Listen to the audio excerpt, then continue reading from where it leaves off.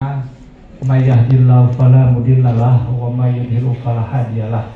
Asyhadu an la ilaha illallah wahdahu la syarikalah wa asyhadu anna Muhammadan abduhu wa rasuluhu la nabiyya ba'dah. Yang kami hormati Ibu Kepala SMP Negeri 32 Kota Tangerang, Miss Emma Suhaina MPD. Yang kami hormati Ibu Bapak Wakil Kepala Sekolah SMP 32. Yang kami hormati Bapak Ibu Dewan Guru, staf pengajar, staf tata usaha yang kami hormati, serta semuanya yang hadir di sini. Semoga kita dalam keadaan sehat dan diberikan panjang umur untuk ibadah kepada Allah Subhanahu wa taala dan bisa menyampaikan ilmu kepada anak didik kita. Bapak Ibu sekalian, perkenalkan, saya Ahmad Doni Romdoni, calon guru penggerak angkatan 8 dari SMP Negeri 32 Kota Tangerang. Kali ini saya akan melakukan diseminasi modul 1.4.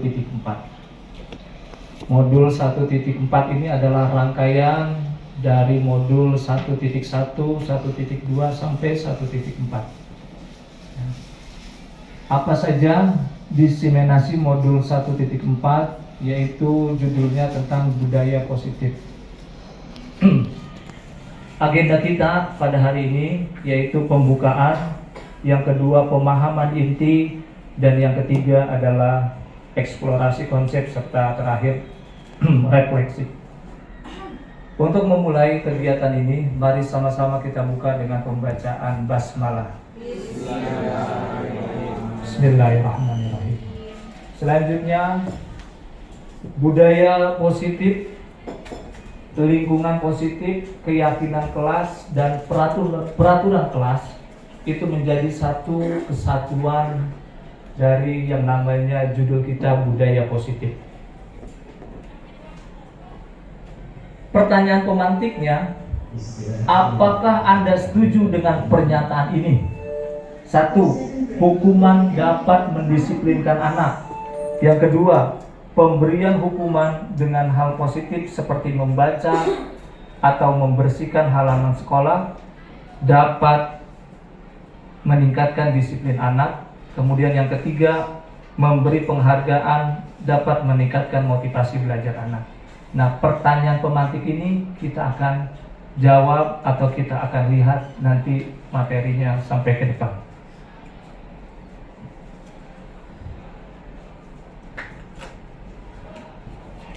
Sebentar, langsung ke 40.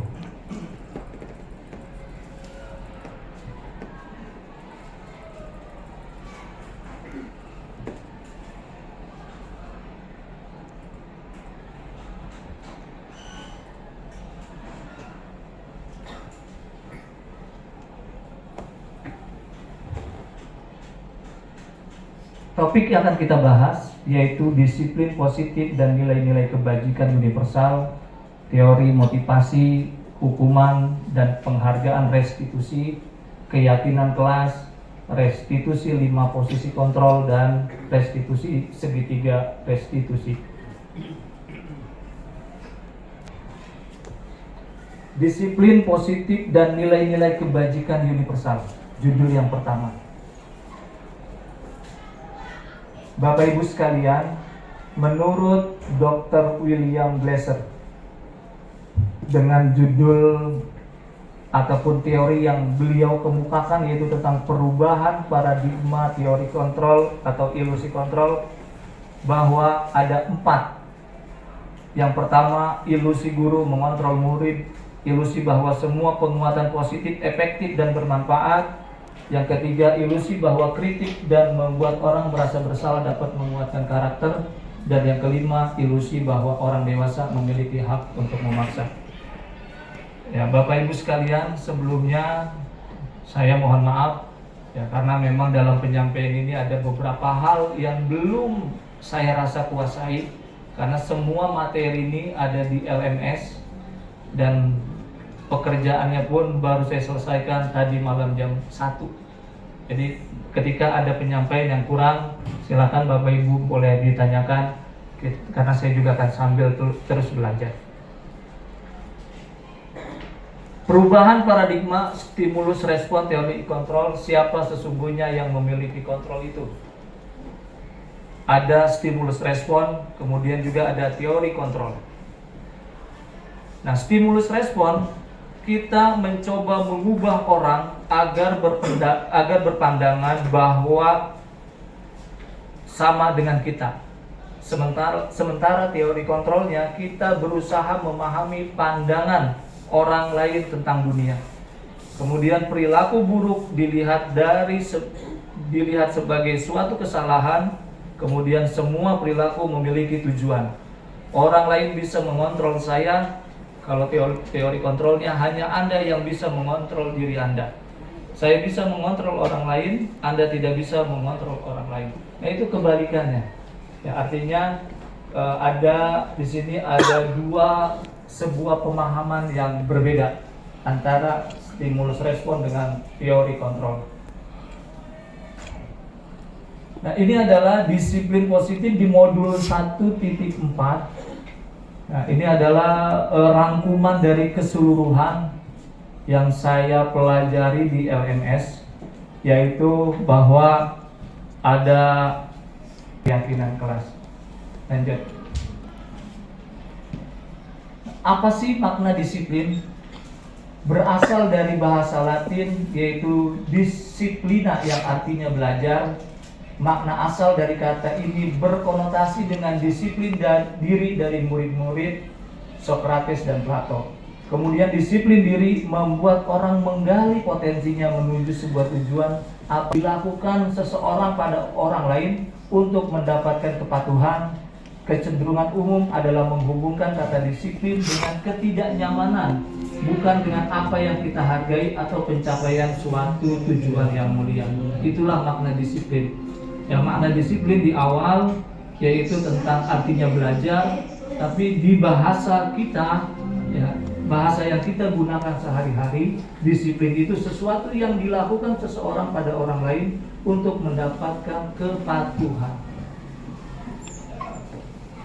Bapak Ibu hadirin sekalian, berikut ini adalah nilai-nilai kebajikan universal. Nah, nilai-nilai kebajikan adalah sifat-sifat positif manusia yang merupakan tujuan mulia yang ingin dicapai setiap individu. Dan seterusnya ke bawah. Materinya kalau perlu nanti saya bagikan kayak Bapak Ibu sekalian menginginkan. Selanjutnya poin 2, yaitu teori motivasi hukuman dan penghargaan serta restitusi. Teori motivasi perilaku manusia ini ada 3 motivasi. Yang pertama ada 2 motivasi, yaitu motivasi eksternal dan motivasi internal.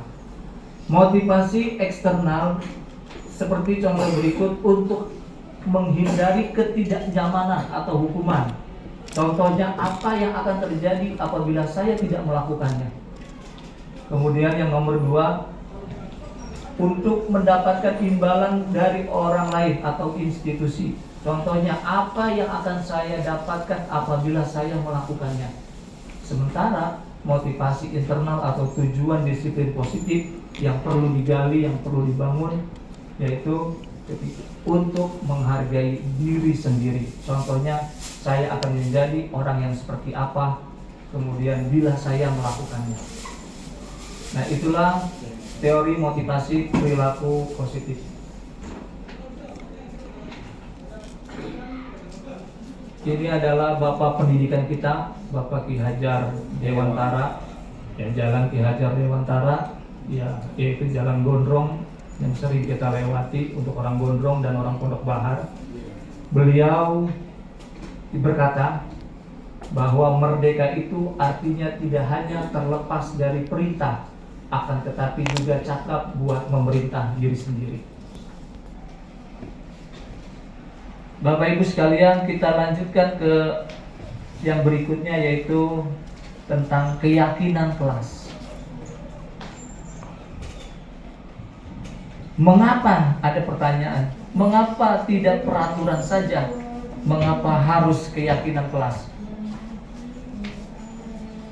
Ada pertanyaan, Mengapa kita memiliki peraturan harus menggunakan helm bila mengendari kendaraan roda 2? Kemudian mengapa kita memiliki peraturan 3M? Ya, waktu zaman COVID-19 itu menggunakan masker, mencuci tangan, dan menjaga jarak kurang lebih 1-2 meteran. Kemudian yang ketiga, mengapa kita memiliki peraturan harus datang tepat waktu pada saat melakukan pembelajaran? Untuk mendukung motivasi intrinsik kembali ke nilai-nilai atau keyakinan lebih menggerakkan seseorang dibandingkan mengikuti serangkaian peraturan-peraturan. Baik, Bapak Ibu sekalian, silakan kira-kira di sini ada peraturan, kemudian di sebelah kanannya itu keyakinan kelas. Nah, ada peraturan yang pertama, selalu kembalikan buku ke tempatnya. Kira-kira keyakinan kelasnya itu apa? Kemudian yang kedua, dilarang mengganggu orang lain. Itu keyakinan kelasnya kira-kira apa? Keselamatan atau kesopanan atau apa? Kemudian yang ketiga, hadir di sekolah 15 menit sebelum pembelajaran dimulai. Nah, kira-kira itu keyakinan 15 menit sebelum pembelajaran dimulai. Nah, kira-kira itu keyakinan kelasnya apa? Ya, kemudian dilarang menggunakan narkoba, dilarang melakukan kekerasan, bergantian atau menunggu giliran, gunakan masker, jangan berlari di kelas atau koridor. Kira-kira Bapak Ibu sekalian, keyakinan kelasnya yang pertama apa? Selalu kembalikan buku ke tempatnya. Coba kira-kira apa di pikiran Bapak Ibu sekalian? Disiplin. Terus kemudian jujur. Apalagi? Tertib. Apalagi Pak Murtani? Baru tertib doang. Ada lagi? Iya, Miss. Kerapihan. Oke, kita lihat di sini. Selalu kembalikan buku ke tempatnya. Keyakinan kelasnya adalah tanggung jawab. Dilarang mengganggu orang lain, menghormati orang lain, atau apa gitu, banyak biasanya yang kesopanan dan lain-lain. Kemudian hadir di sekolah 15 menit sebelum pembelajaran dimulai, menghormati orang lain, berkomitmen, dilarang melakukan kekerasan, itu keselamatan, menghormati orang lain, kenyamanan, ketentraman, ya banyak lain. Kemudian bergantian atau menunggu giliran itu menghormati orang lain, bersabar. Kemudian gunakan masker itu kesehatan, keselamatan, dan jangan berlari di kelas atau koridor itu keselamatan dan juga keamanan. Ini adalah salah satu contoh dari perbedaan antara peraturan dengan keyakinan. Bapak Ibu hadirin sekalian, ada lagi pertanyaan di sini. Di sini ada dua pilihan, betul atau salah. Keyakinan kelas dan peraturan kelas adalah hal yang sama. Menurut Bapak Ibu sekalian, keyakinan kelas dan peraturan kelas adalah hal yang sama. Betul atau salah? Kira-kira Bang Nawir? Betul. Keyakinan kelas dan peraturan kelas adalah hal yang sama. Betul atau salah? Betul kalau di sekolah, Bang. Betul kalau di sekolah. Kalau di kelas? Betul juga. Betul juga, kan ada peraturan sama. Kalau peraturan kan butuh karakter. Kalau peraturan butuh karakter. Kalau keyakinan? Peraturan yang mengembalikan butuh Yakin kita sama. Kelas harus menjawab. Aturan sama. Menjawab. Betul orang sekolah berhubungan. Berhubungan. Iya. Baik. Ya, di sini jawabannya apa kira-kira? Betul. Betul atau salah? Betul. Betul. Betul. Ternyata salah Bapak Ibu sekalian. Salah. Wah. Ya. Keyakinan kelas dan peraturan kelas itu adalah hal yang berbeda. Oh. Kalau keyakinan kelas itu kesepakatan yang dilakukan bersama. Nah, sementara peraturan kelas, nah, itu adalah hal atau peraturan atau kebijakan yang dilakukan oleh satu arah. Jadi antara keyakinan kelas dan peraturan kelas itu adalah hal yang berbeda. Selanjutnya, keyakinan kelas berlandaskan nilai-nilai kebajikan atau prinsip universal. Betul atau salah? Betul. Betul. Betul. Betul. Yakin betul gitu mah. Oh ya, iya Pak. Dan kalau keyakinan kelas itu merupakan kesepakatan bersama, berarti kan yang akan jadi aturan kan? Iya. Jadi kalau kesepakatan kelas itu dibuat secara bersama, disepakati, akan menjadi aturan. Akan menjadi aturan ya Pak. Iya. Setuju. Baik Pak, kita nanti lah. Maksudnya kan begitu. Baik Pak Samsudin, terima kasih atas tanggapannya. Nanti akan dijawab dalam waktu tempo yang sesingkat-singkatnya karena waktu mengingat juga sebentar.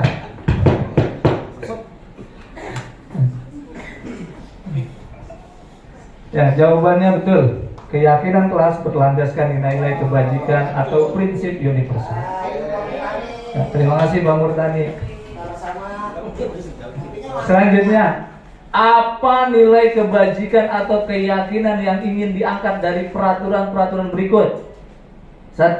Menggunakan helm saat mengendari motor. Selamatan. 2. Membuang sampah pada tempatnya. Bersiap. 3. Dilarang menggunakan kata-kata kasar. Sopanan. Coba yang menggunakan helm saat mengendari motor apa kira-kira, Bang Nawir? Selamatan. Keselamatan. Membuang sampah apa?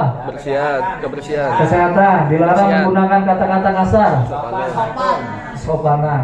Oke, kita lihat. Kebersihan. Betul ternyata Bapak Munawir 100. Ya. Jaga keselamatan, menjaga kebersihan dan selalu bersikap positif atau hormat. Lain-lain mah jangan ditanya. Akhir aja nangis aja ditanya.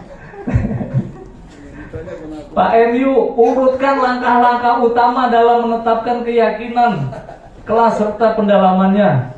Sebelah sini nih nomor 1, nomor 2, 3, 4, 5, 6 berurutan. Kira-kira jika diurutkan yang mana Pak MU? Jangan ditanya dia Ya, malas. berdiskusi mengenai gambaran perilaku yang mencerminkan keyakinan kelas. Ini masih acak-acakan.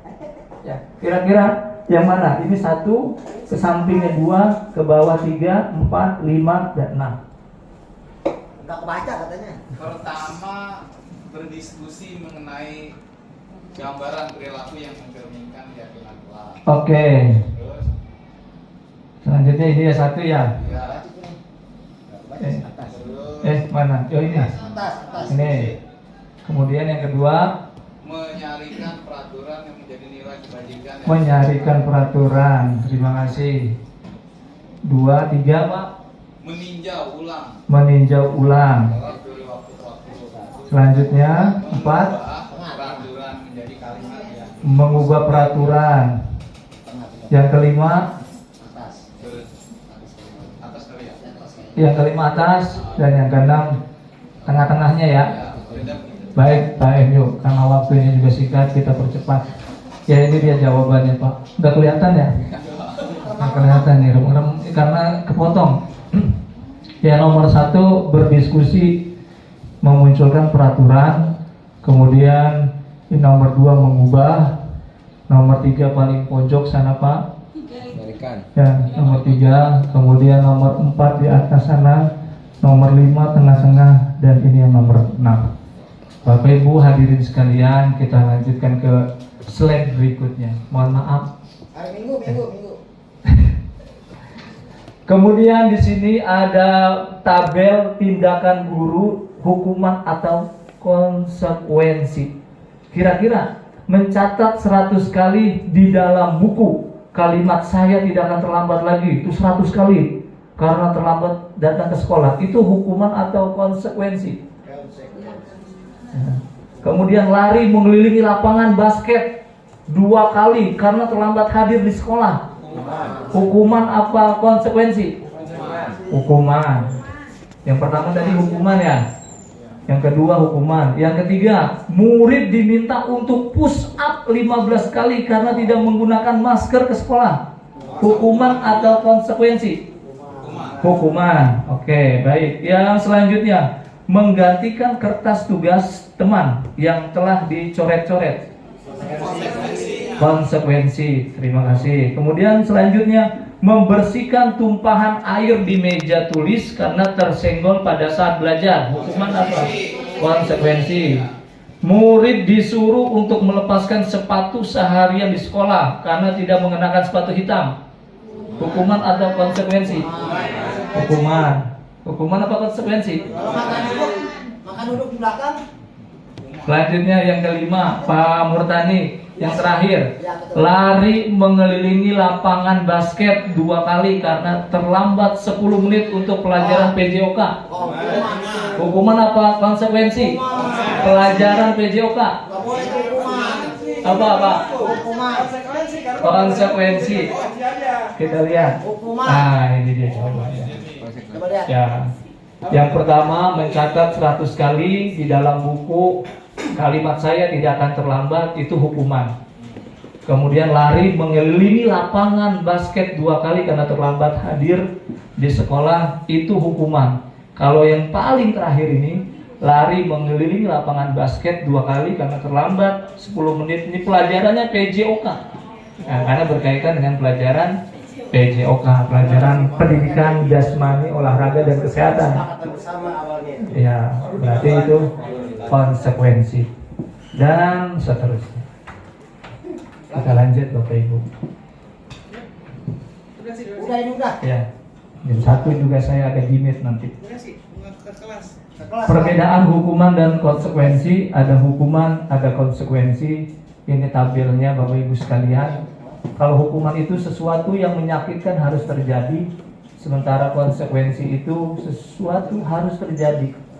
Hukuman itu mendorong anak menyakiti diri sendiri, sementara hukuman itu mendorong sementara konsekuensi itu mendorong anak agar mudah menyesuaikan. Hukuman itu anak belajar untuk menyembunyikan kesalahan, sementara konsekuensi itu anak belajar untuk mematuhi peraturan. Nah, ini adalah identitas gagal dan identitas sukses. Ada konsekuensi, ada restitusi. Nah, sekarang ini ada belajar, ada yang saya pelajari itu tentang restitusi. Nanti Bapak Ibu sekalian. Ya, di sini identitas gagal itu negatif, kemudian identitas sukses, konsekuensi itu netral, dan yang paling berhasil adalah identitas sukses restitusi, yaitu menghasilkan nilai yang positif. Hidup guru penggerak. 5 posisi kontrol dimiliki oleh guru, yaitu ada penghukum, ada pembuat orang merasa bersalah, ada teman, ada pemantau, dan ada manajer. 5 posisi ini yang dimiliki oleh guru, dan yang paling berarti itu penghukum.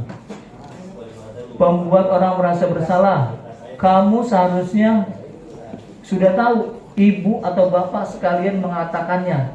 Ibu stres nih, bapak stres. Kalau teman, identitas berhasil sukses yaitu, ayolah lakukan demi ibu. Masa kamu tidak mau ingat? Masa kamu tidak mau ingat? Ya, ingat tidak ibu pernah bantu.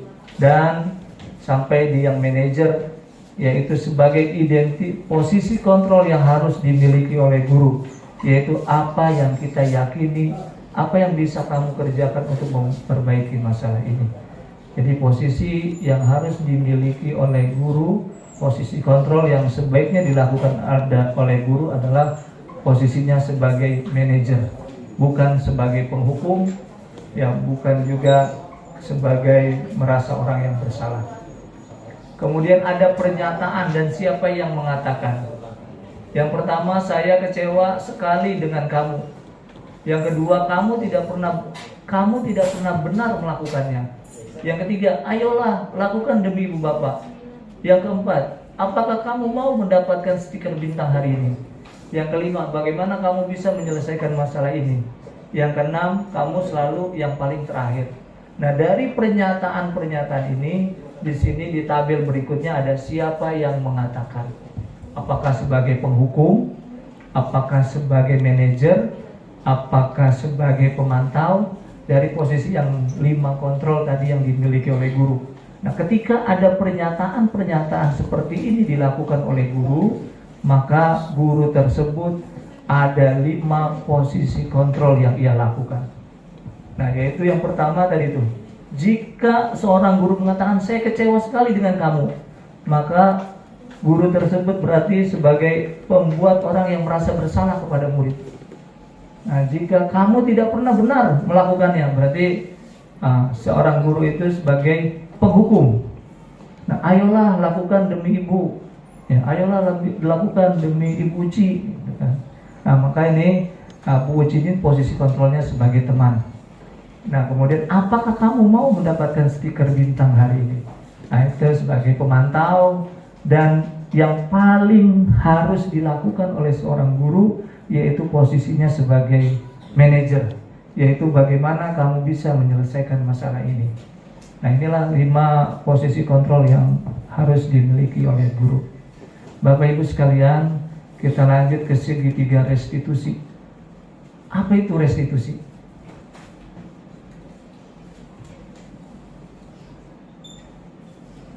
Restitusi adalah proses menciptakan kondisi bagi murid untuk memperbaiki kesalahan mereka sehingga mereka bisa kembali pada kelompok mereka dengan karakter yang lebih kuat. Nah, itu salah satu pengertian dari restitusi. Kita lanjut. 9 ciri restitusi. Yang pertama, bukan untuk menebus kesalahan, namun untuk belajar dari kesalahan. Yang kedua, ciri restitusi adalah memperbaiki hubungan. Yang ketiga, tawaran, bukan paksaan. Selanjutnya yang keempat, restitusi menuntut untuk melihat ke dalam diri. Yang kelima, restitusi mencari kebutuhan dasar yang mendasari tindakan. Restitusi adalah cara yang paling baik. Kemudian restitusi fokus pada karakter bukan tindakan. Restitusi fokus pada solusi. Dan yang ke-9 yang terakhir, restitusi mengembalikan murid yang berbuat salah pada kelompoknya.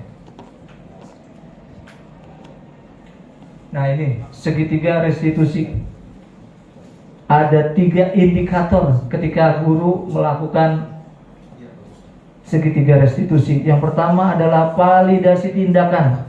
Yang kedua, menanyakan keyakinan. Dan yang ketiga, menstabilkan identitas. Dari validasi tindakan yang salah, ini ada 2 pertanyaan. Yaitu yang pertama, kamu tentu punya alasan mengapa melakukan itu. Nah, itu namanya validasi tindakan yang salah. Apakah cara yang lebih efektif untuk mendapatkan apa yang kamu butuhkan? Nah, ini salah satu pertanyaan ketika melakukan validasi tindakan. Ketika siswa berbuat salah, maka jangan langsung dihukum. Lakukanlah segitiga restitusi. Ada 3 indikator dalam melakukan segitiga restitusi, yaitu validasi tindakan yang salah, menanyakan keyakinan, dan yang ketiga, menstabilkan identitas. Yang pertama, menstabilkan identitas. Apa sih tujuannya?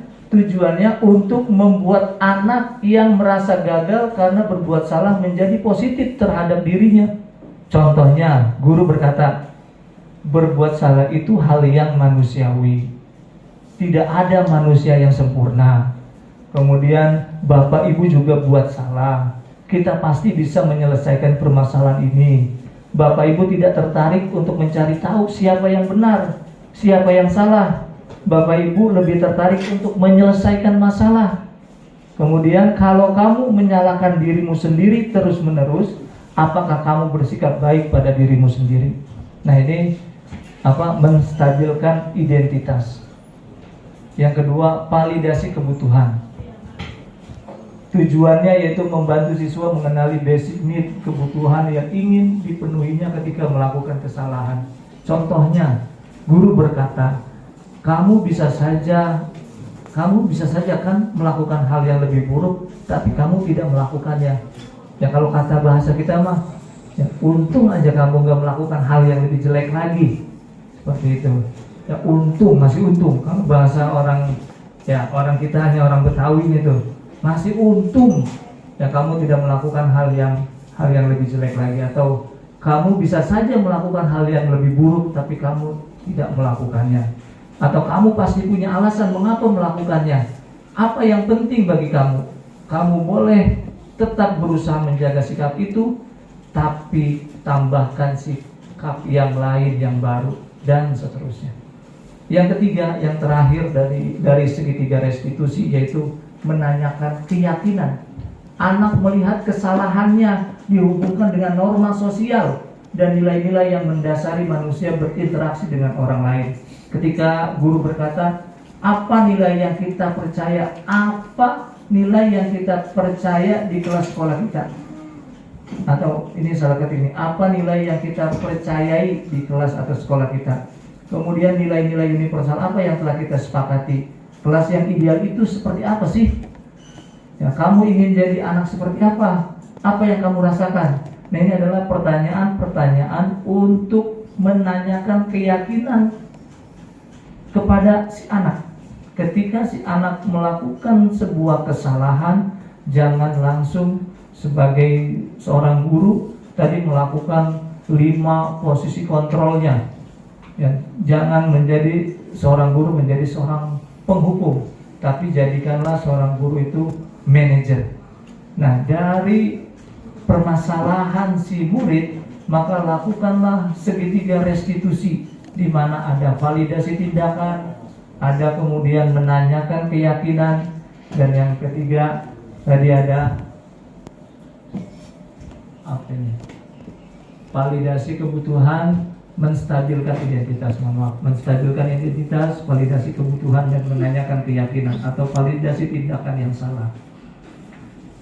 Nah, ada intervensi 30 detik ya, ketika kita tadi melihat materi yang singkat ya, kemudian maka kita coba renungkan dalam diri kita, apakah kamu ingin berbuat lebih baik, kemudian kapan kamu siap untuk memulai peraturan apa saja, dan yang lain-lain ya, ini bisa kita pelajari nanti.